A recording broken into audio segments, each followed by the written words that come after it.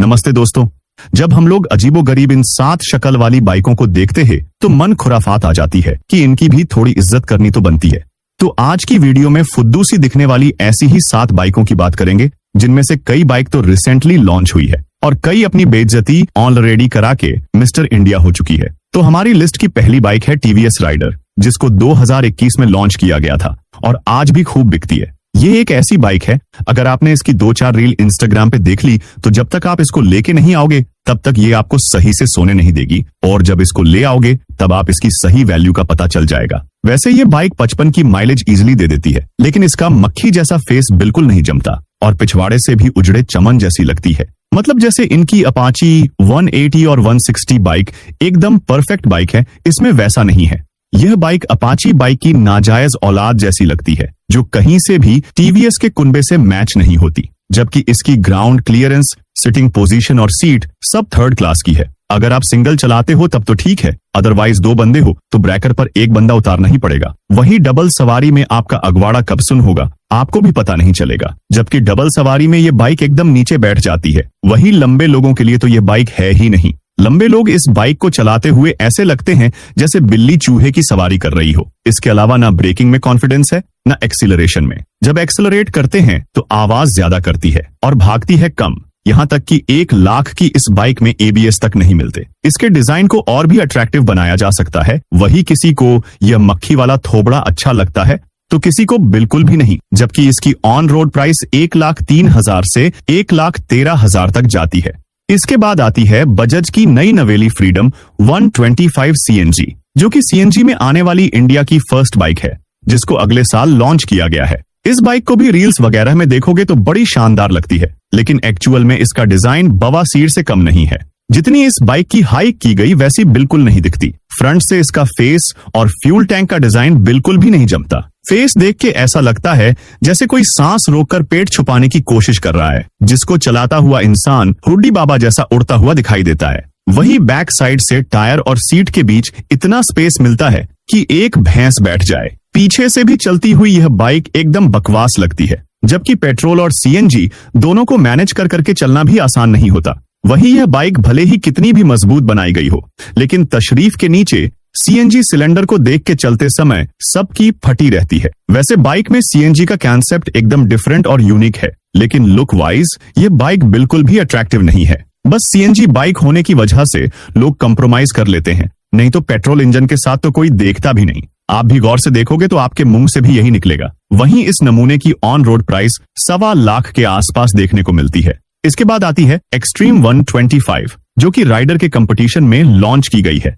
लेकिन इसके आगे तो राइडर बाइक भी बहुत अच्छी लगती है। तो आप देख लो ये किस कदर अट्रैक्टिव होगी राइडर में। तो फिर भी कॉम्प्रोमाइज किया जा सकता है, लेकिन ये तो एकदम छपरी बाइक जैसी लगती है, जिस पर 250-250 ग्राम वजन वाले बच्चे ही ड्राइव करते अच्छे लगते हैं। शूट बूट पहनकर यह बाइक आपकी लिटी पर बिल्कुल भी शूट नहीं करती।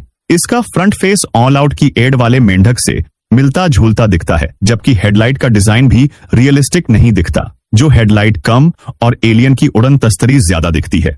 वही छोटी सीट होने की वजह से बैक साइड से भी अटपटी दिखती है और साइड से भी बहुत अजीब। इस बाइक पर बैठा हुआ दूसरा बंदा किडनैप किया हुआ बंदा सा लगता है, जिसको पीछे बैठने की मजा कम और सजा ज्यादा मिलती है। तो कुल मिलाकर ठेके पे 2 या मजदूरी पे ढंग का काम होने की कोई गारंटी नहीं है, क्योंकि आज के जमाने के इंजीनियर भी डिजाइन में कुछ खास कमाल नहीं कर पा रहे हैं।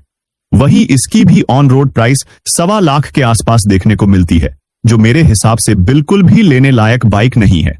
इसके बाद आती है होंडा एक्सट्रीम 160R, जिसको 2014 में लॉन्च किया गया था और अभी भी 1-2 यूनिट्स बिक जाती है। इस बाइक का फ्रंट डिजाइन ऐसा है कि बाइक पर आने वाला इंसान तो दिख जाता है, लेकिन बाइक का फ्रंट फेस नहीं दिखता। किसी सर्किट बाइक जैसी दिखती है, जिसकी लाइट से इसके फेस के होने का पता चलता है। इसका फ्रंट फेस हाथी के सूंड में चिटी के जैसा दिखता है। पीछे से यह बाइक हल्क जैसी दिखती है, लेकिन शक्ल पर आते आते इसको पोलियो हो जाता है। वही इसके फ्यूल टैंक पर यह वाली वाइडर स्ट्रिप्स बिल्कुल अजीब दिखती है, जो कि किसी मिनिस्टर के गले में पड़े मफलर जैसी लगती है। एंड वो मंत्री कौन है आप कमेंट्स करके जरूर बताना। बाकी यह बाइक अच्छी है, लेकिन बॉडी से चेहरा बिल्कुल भी मैच नहीं हो पाता। इसके फ्रंट फेस को भी थोड़ा और बोल्ड बना दिया जाता तो शायद बेटर बिक सकती थी, लेकिन इस फेस के साथ कहीं से भी यह बाइक अट्रैक्टिव नहीं लगती, जो कि 23-40 की माइलेज ही निकाल पाती है। जिसकी ऑन रोड प्राइस 1,30,000 के आसपास देखने को मिलती है। इसके बाद आती है टीवीएस रेडियन, जिसको 2018 में लॉन्च किया गया और अभी भी टीवीएस के शोरूम में देखी जाती है, क्योंकि रोड पर तो ना के बराबर ही दिखाई देती है, जिसको कभी स्प्लेंडर बाइक का कंपीटर माना गया था। लेकिन स्प्लेंडर बाइक दिखते ही इसकी परफॉर्मेंस लचर पचर हो जाती है। वैसे ये बाइक स्टैंडिंग वाइज स्प्लेंडर से बहुत सिमिलर दिखती है, लेकिन जिस तरह से एक मायान में दो तलवारें नहीं रह सकती, सेम डिजाइन के साथ रेडियन की डिमांड भी नहीं रही। वो कहते हैं ना कि नकल के साथ अकल की जरूरत पड़ती है, लेकिन रेडियन में कुछ भी ऐसा लालच नहीं दिया गया कि लोग स्प्लेंडर को छोड़ के इस परे शिफ्ट हो पाते। इसके फेस में वह बात नहीं थी जो एक बार इसको देखने शोरूम गया फिर दोबारा देखने नहीं गया, जिसका ना अगवाड़ा अच्छा था ना पिछवाड़ा। एक बार घोड़े की सवारी करो और एक बार गधे की, आपको खुद पता चल जाएगा कि रेडियन किस कैटेगरी का कंफर्ट देती है। जिस पर बैठा हुआ इंसान कभी अच्छा नहीं लगा, जो किसी पायरेट मूवी देखने जैसा लगता है। तभी तो यह बाइक नई भी कम बिकती है, तो सेकंड हैंड मार्केट में भी इसको कोई नहीं पूछता, जिसकी ऑन रोड प्राइस 88,000 से 98,000 तक जाती है। इसके बाद आती है बजाज की भी 15, जिसको 2016 में 87,000 की एक्स शोरूम प्राइस में लॉन्च किया गया। इस बाइक को बजक्रांत बाइक से जाना जाता है, जो कि 2016 में किसी चमत्कार से कम नहीं थी, लेकिन चमत्कार का असर कम समय तक रहता है और ऐसा ही हाल इस बाइक के साथ देखा गया, जिसके थोबड़े को कम पसंद किया गया और 2 साल बाद ही डिसकंटिन्यू कर लिया गया। यह एक 150 सीसी की बाइक 50 की माइलेज निकाल देती है, लेकिन इसके कंफर्ट और डिजाइन में जरा सी भी वह बात नहीं थी कि लोग इसको खरीद पाए। इसका पूरा फेस किसी मधुमक्खी के काटे हुए फेस जैसा दिखता था, जैसे चेहरे से लेकर पैर तक जमकर काटा हो। वही बैक साइड से इसका लुक भैंस की पूंछ जैसा दिखता है। इसकी ऑफ-रोडिंग वीडियो को देखकर लोगों ने इसको ऑन रोड चलाने से परहेज ही कर लिया और बहुत कम खरीदी गई, जबकि इस बाइक को चलाता हुआ इंसान किसी यमराज से कम नहीं दिखता।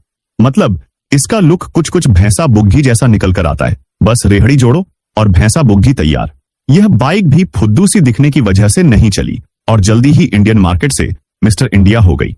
इसके बाद आती है पल्सर NS125, जिसको टीवीएस राइडर और हीरो एक्सट्रीम 125 के कंपटीशन में लॉन्च किया गया है, लेकिन अपने कंपटीटर के जैसे इसकी भी लुक अजीबोगरीब लगती है। बल्कि एक्सट्रीम और राइडर तो इस पल्सर से लाख गुना अच्छी लगती है। इस नई पल्सर को फ्रंट से देखकर पुष्पा की याद आ जाती है, जिसका कंधा ऊंचा रहता है, जो कभी झुकता नहीं। वही फ्रंट से हेडलाइट देखकर ऐसा लगता है जैसे अभी अभी KTM की डिलीवरी हुई हो या KTM की दस्त लगने के 1 महीने बाद की हालत हो। इस चिपकू से फेस और पुष्पा वाले कंधों की वजह से यह बाइक उटपटांग बाइक लगती है, जबकि फ्रंट सॉकर में दिया गया इतना मोटा सस्पेंशन किसी ट्रामा सेंटर में प्लास्टर छड़वा हुए पेशेंट जैसा महसूस होता है। मतलब यह बाइक तो ना अगवाड़ा से और ना ही साइड से, किसी भी एंगल से पल्सर के फैमिली की बाइक नहीं लगी, जिसको उतना अच्छा पॉजिटिव रिस्पांस नहीं मिल रहा।